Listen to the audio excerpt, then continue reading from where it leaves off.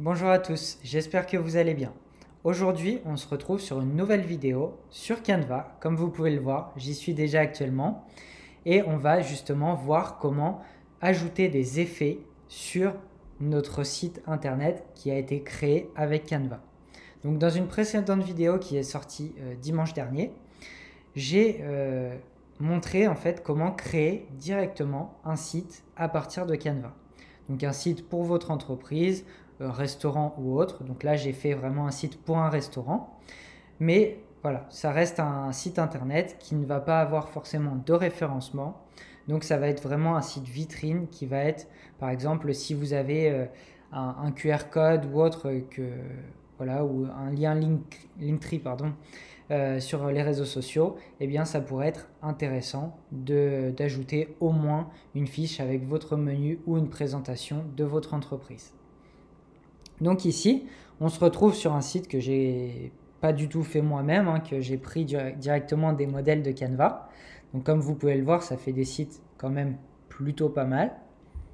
Donc là, vous voyez, bon après tout est en anglais, mais il y a juste à changer les textes, changer les photos avec vos propres photos, et puis vous avez un site vraiment plus que correct.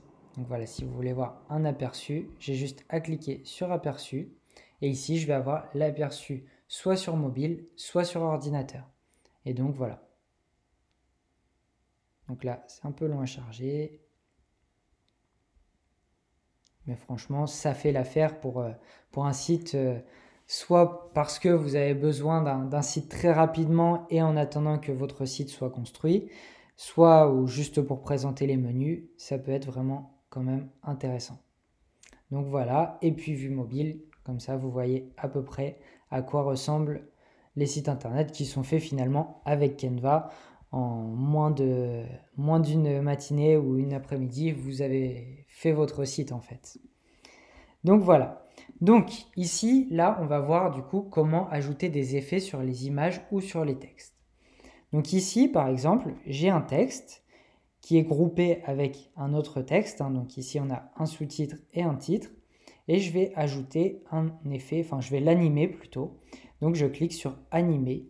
Et ici, je vais le faire se lever. Et je vais laisser cette vitesse-là. Donc ici, vous voyez, quand on passe la souris dessus, on voit l'effet qui se fait. Et après, plus vous ajoutez de vitesse, plus l'effet va se faire rapidement. Moins vous ajoutez de vitesse, plus l'effet va être long. Et ensuite, on ne clique pas sur supprimer l'animation, on clique n'importe où à côté. Ensuite, vous avez la même possibilité, mais sur les images. Donc ici, j'ai une image.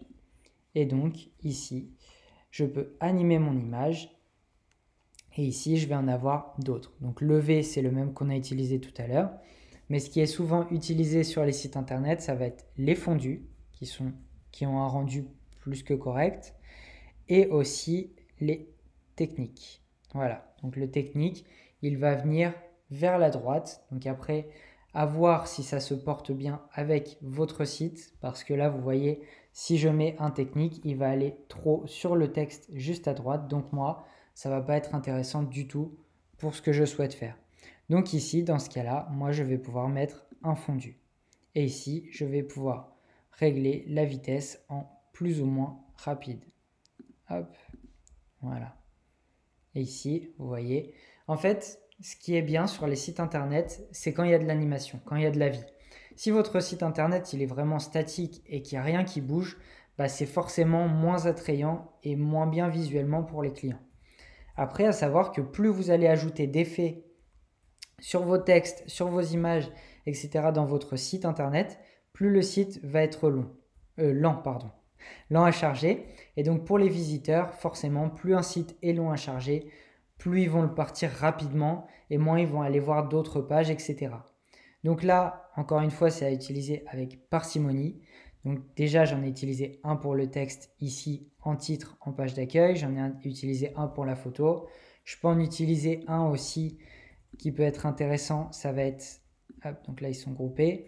Ça va être pour chaque numéro en fait. Donc ici, pareil, vous cliquez sur animer. Et puis ici, on peut faire un balayage comme ça vers la droite, enfin de gauche à droite pour celui-ci. Et pour celui-ci, on va faire un balayage, tac, mais dans l'autre sens cette fois-ci, donc avec l'angle dans l'autre sens. Et pour celui-ci, on va faire un levé. Hop, voilà. Et comme ça, vous allez voir, on a 3 animations vraiment différentes quand on navigue sur notre site internet. Et puis vous pouvez faire la même chose. Donc si vous le faites pour les numéros ici, par exemple, je ne vous conseille pas de le faire pour les prix ou pour les produits, parce que sinon vous allez avoir trop d'animations dans tous les sens, et puis après les visiteurs peuvent être quand même perdus, parce qu'il y a trop d'animations, on ne sait plus où est-ce que l'œil va être dirigé, etc. Et en UX design, donc en fait en web design plutôt, vous allez avoir l'expérience utilisateur qui va compter beaucoup. Et si l'expérience utilisateur elle n'est pas terrible parce qu'il y a trop d'animations dans tous les sens, ben là vous allez moins convertir. Donc c'est pas forcément le but d'un site internet. Le but c'est de convertir au maximum. Et donc ici, quand je retourne dans mon aperçu, je me remets en format ordinateur. Et ici, je vais avoir les effets au défilement. Voilà. Bon, après là, il ne s'affiche pas très bien. Non, là, il ne s'affiche même pas du tout. Mais voilà, sinon, vous les avez vus tout à l'heure. Alors, je ne sais pas pourquoi il ne s'affiche pas. Ça doit être quand je publie le site, en fait. Mais là, je ne vais pas le faire parce que sinon, la vidéo, elle va durer très longtemps pour, au final, vous montrer juste comment faire des animations sur votre site internet. Donc, ça ne vaut pas forcément la peine.